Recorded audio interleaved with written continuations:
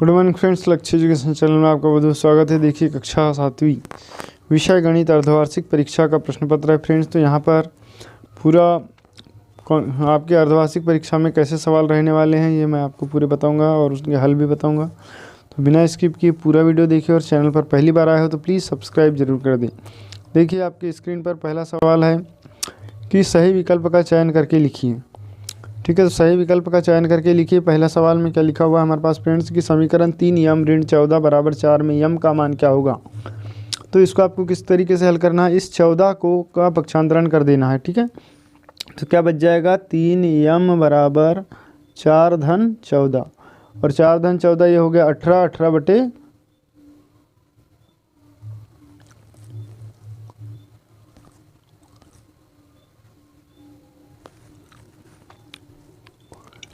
18 बटे 3 तो 6 बार भाग जाएगा। तो ऑप्शन नंबर डी सत्य हो जाएगा। ठीक है, दूसरा सवाल है प्रथम 5 पूर्ण संख्याओं का माध्य ज्ञात कीजिए। तो प्रथम 5 पूर्ण संख्या, तो प्रथम 5 पूर्ण संख्या कौन कौन सी है, 0, ठीक है, 1, 2, 3, 4, ये प्रथम 5 पूर्ण संख्या, सभी को जोड़ दीजिए और 5 का भाग दे दीजिए। तो कितना हो जाएगा यहाँ पर, देखिए 4 और 3 7 8 9 10, 10 में 5 का भाग देंगे तो उत्तर आपका हो जाएगा 2। ठीक है, तो ऑप्शन नंबर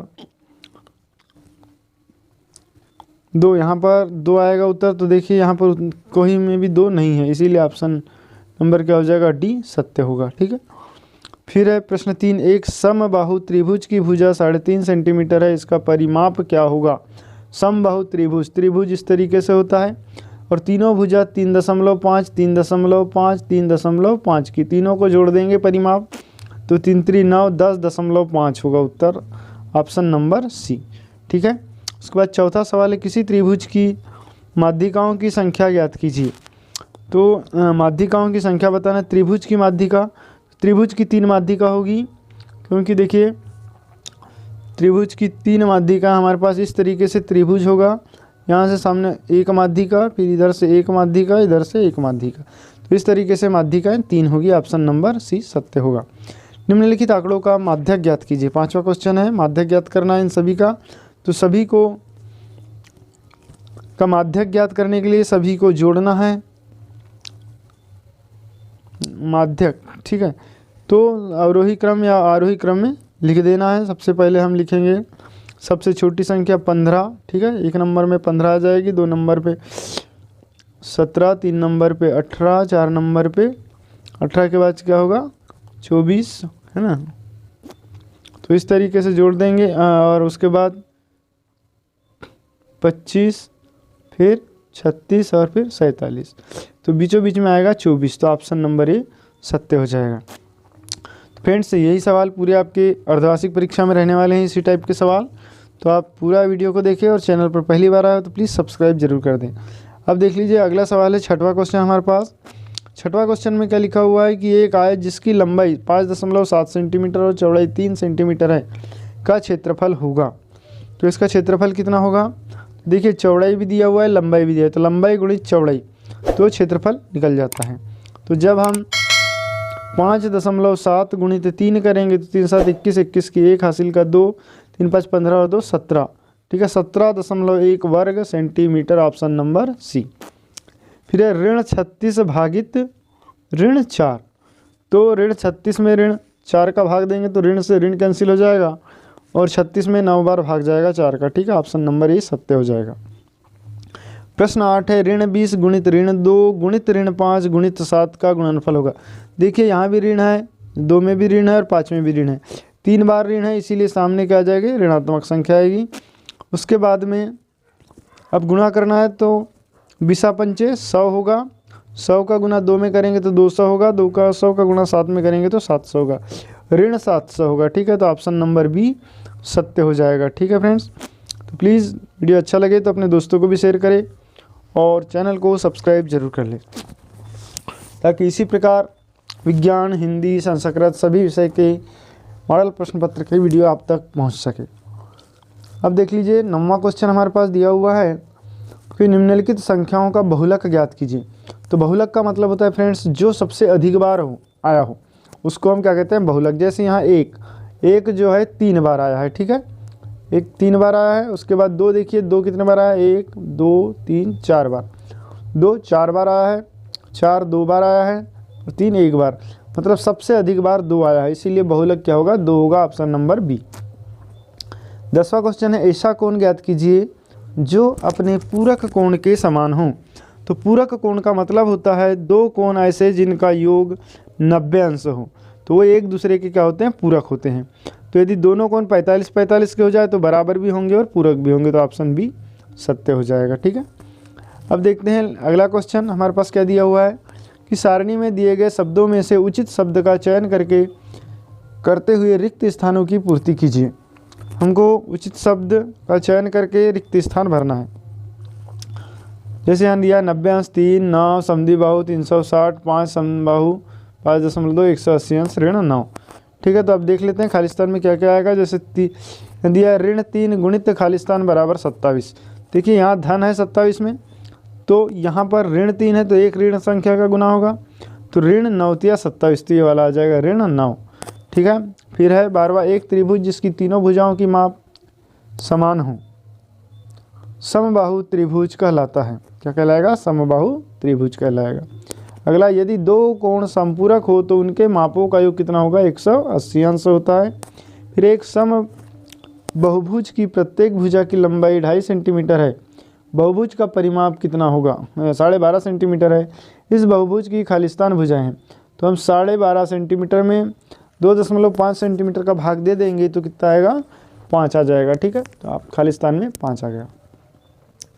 उसके बाद देखिए 4.2 3.8 और 7.6 का औसत, तो औसत में इन तीनों को जोड़ना है और 3 का भाग दे देना है, तो उत्तर हो जाएगा 5.2।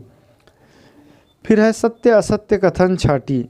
ठीक है, प्रश्न क्रमांक 16 सत्य असत्य कथन छाटिए में देखिए क्या लिखा है, एक दंड आलेख में दंडों की चौड़ाई असमान हो सकती है, तो ये असत्य होगा क्योंकि जब हम दंड आलेख बनाते हैं तो सभी दंड आलेखों की जो चौड़ाई होती है वो समान होती है।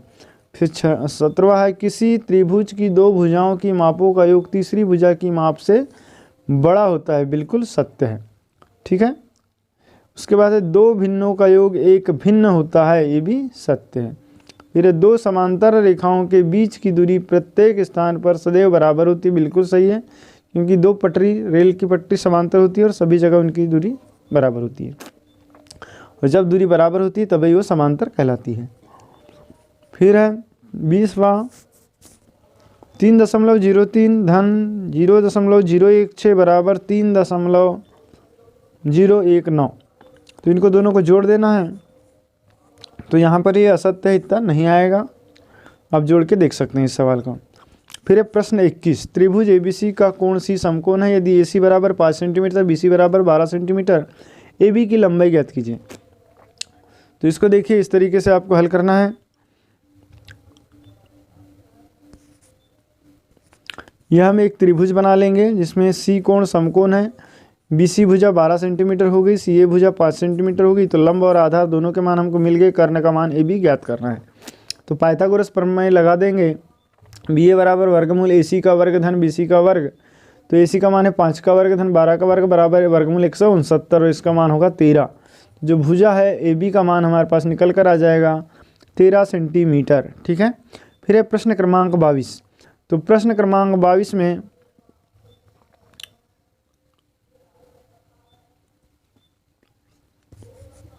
क्या लिखा है, x का मान ज्ञात कीजिए। इस चित्र दिया हुआ है, चित्र में x का मान पता करना है। तो देखिए ये दे दिया है कोण A बराबर 50 अंश और ये 110 अंश। ठीक है, तो इस x का मान ज्ञात करना है। तो फ्रेंड्स क्या होता है इस x का मान, अब देखिए ये है कितना 110 अंश, तो यहाँ पर हम इस कोण बाह्य कोण में से यदि इस बाह्य कोण में से कोण C बाह्य कोण में से कोण A यदि घटा देते हैं तो x का मान निकल कर आ जाएगा, तो 110 ऋण 50 बराबर 60 अंश हो जाएगा x का मान। ठीक है, प्रश्न 23वां है कि 2/5 धन 1/2 का मान ज्ञात करना है, तो दोनों को जोड़ देंगे, दोनों का लघुत्तम लेंगे 5 और 2 का, यहाँ भाग का चिन्ह है। ठीक है, तो भाग करना है तो भाग करने के लिए इसको गुना में कन्वर्ट कर देंगे। देखिए भाग को गुना कर देंगे तो ये 2/1 हो जाएगा 1/2 का, तो ये 2 दूनी 4 हो गया और 5 का 5, तो उत्तर हो जाएगा 4/5। ठीक उसी प्रकार यहाँ पर भी 4/9 भागित 2/3 है। इसको क्या करेंगे, इसका भी भाग को जहाँ भी भाग रहा है उसको हम गुणा में कन्वर्ट कर देंगे, और गुणा में जब कन्वर्ट करते हैं तो अगली संख्या को पलट देंगे। तो ये 4/9 गुणित 2/3 है तो ये 3/2 हो जाएगा। इस 2 से 2 बार कटा, 2 का गुना, ये 3 बार कटा तो हमारे पास बचा 2/3। ठीक है, तो ये 23वें का हल हो जाएगा। नेक्स्ट क्वेश्चन देखते हैं, प्रश्न क्रमांक अगला कि एक्स और XY Z के मान ज्ञात कीजिए। देखिए XYZ के मान ज्ञात करना है। यहाँ पर दिया हुआ है फ्रेंड्स 55 अंश, ये वाला कोण 55 अंश दिया हुआ है। तो शीर्षाभिमुख कोण बराबर होते हैं, तो इसीलिए x का मान भी कितना होगा, 55 अंश होगा। ठीक है, क्योंकि शीर्षाभिमुख कोण बराबर होते हैं। अब ये मान 55 हो गया, तो देखिए एक सीधी रेखा है ये, है ना, तो सीधी रेखा 180 अंश का कोण बनाती है। तो ये 55 हो गया, तो इस 180 में से 55 को क्या करेंगे, घटा देंगे, तो Z का मान निकल कर आ जाएगा। ठीक है, तो ये देखिए हमने 180 में से 55 को घटा दिए, तो ये Y का मान निकल कर आ जाएगा। ठीक उसी प्रकार तो 125 अंश, और इस टाइप भी वैसे ही करेंगे।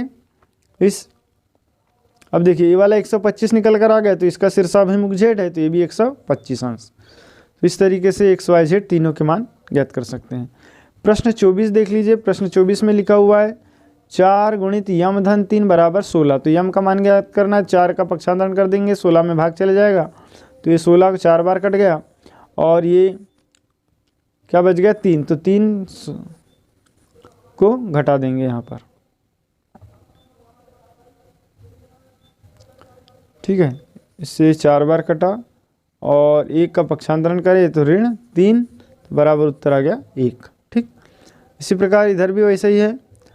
इस -2 का पक्षांतरण कर दिए तो 8 में भाग दे देंगे, तो आ जाएगा -4, और ये धन 3 का पक्षांतरण करें तो -3 हो जाएगा, तो -3 और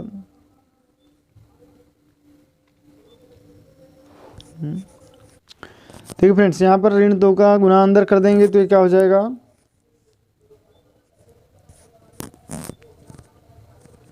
इस -2 का गुना करें तो -2x -6 बराबर 8, -2x -6 इधर गया तो धन 6, तो 14 हो गया। 14 में -2 का भाग देंगे तो -7 आ जाएगा उत्तर। ठीक है,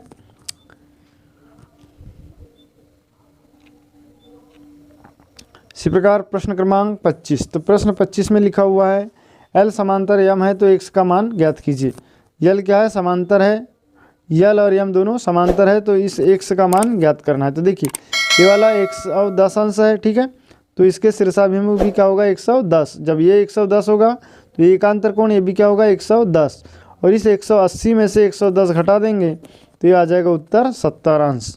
तो y और x भी अंततः एकांतर कोण है, तो x और y दोनों के मान बराबर होंगे 70 अंश। ठीक है, तो इस तरीके से फ्रेंड्स ये आपको सवाल हल करना है। लास्ट क्वेश्चन है प्रश्न क्रमांक 27। राजू के पिता की आयु राजू की आयु के 3 गुने से 5 वर्ष अधिक है। राजू की आयु ज्ञात कीजिए यदि उसके पिता की आयु 44 वर्ष है। देखिए माना कि राजू की आयु 7 वर्ष है, अतः प्रश्नानुसार क्या हो जाएगा, क्या करेंगे, देखिए क्या लिखा है, 3 गुने से 5 वर्ष अधिक है राजू की आयु। राजू की आयु हमने मान लिया x, तो राजू के पिता की आयु कितनी हो जाएगी, इसके 3 गुने से 5 अधिक, और राजू की वर्तमान आयु ज्ञात कीजिए, पिता की आयु 44 वर्ष है। तो 3x धन 5 बराबर 44, तो 3x बराबर 44 ऋण 5, या x बराबर आ जाएगा 13 वर्ष। तो राजू की उम्र हो जाएगी 13 वर्ष। ठीक है फ्रेंड, तो वीडियो पसंद आया तो प्लीज़ लाइक कर ले, चैनल को सब्सक्राइब करें और अपने दोस्तों को जरूर शेयर करें। Thanks for watching.